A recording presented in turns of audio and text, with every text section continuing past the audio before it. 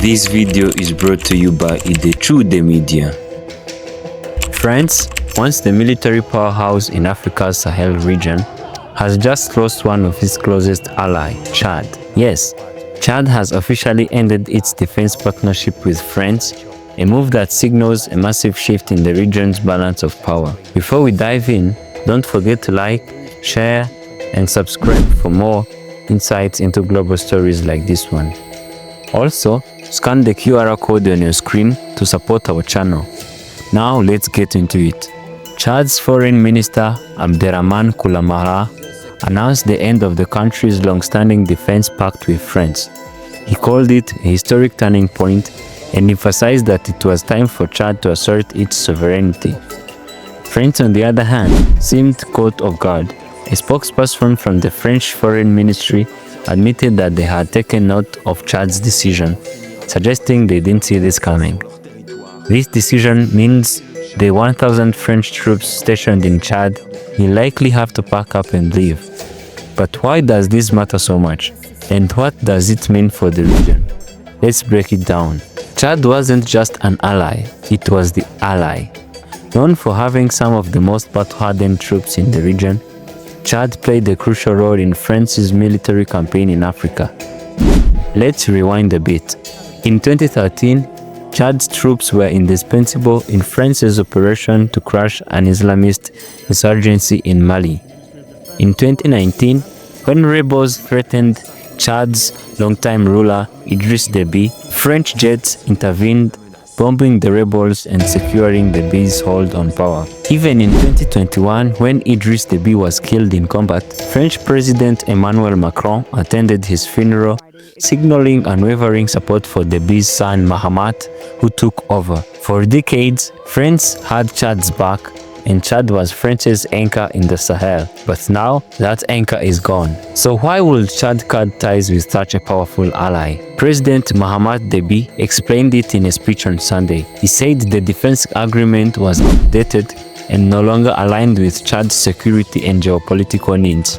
Depuis plusieurs décennies, le Tchad et la France entretiennent une coopération dans plusieurs secteurs, notamment dans le domaine militaire.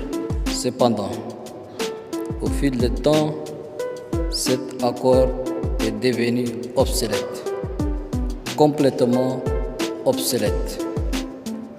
Il ne correspondait plus ni aux réalités sécuritaires, géopolitiques et stratégiques de notre temps, ni à nos attentes légitimes quant à la pleine expression de notre souveraineté.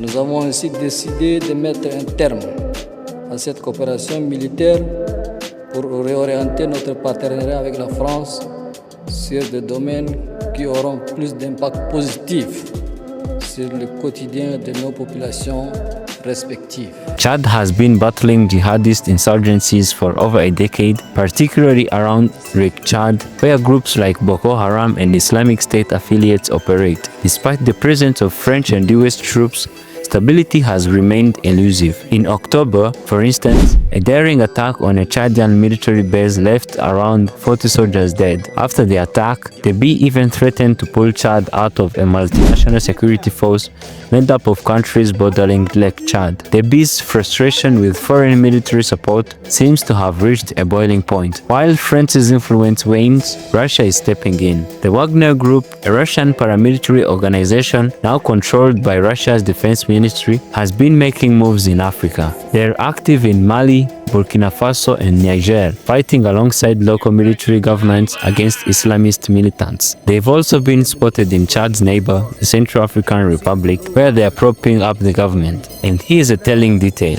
Earlier this year, Mahamat Déby visited Moscow and shook hands with Russian President Vladimir Putin. Wagner Group communications specialists even reportedly assisted Déby during his presidential campaign. Is Chad leaning towards Russia? It's hard to say for sure, but the signs are there.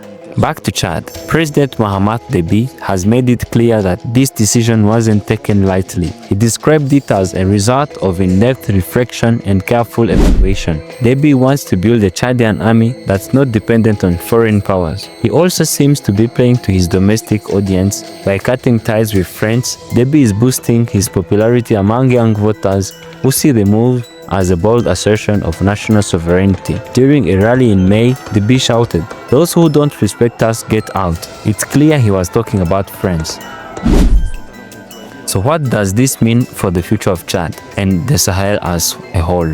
For Chad, the end of the French partnership could be both an opportunity and a risk. On one hand, it could lead to a stronger, more self-reliant military. On the other hand, it leaves Chad vulnerable to growing Russian influence and the ever-present threat of jihadist groups. For France, this is a devastating blow. Chad was the last domino in Sahel, a region where French influence is now nearly non-existent. And for the Sahel, the future is uncertain. As traditional powers like France and the US pull back, new players are stepping in. Whether that leads to stability or more chaos remains to be seen.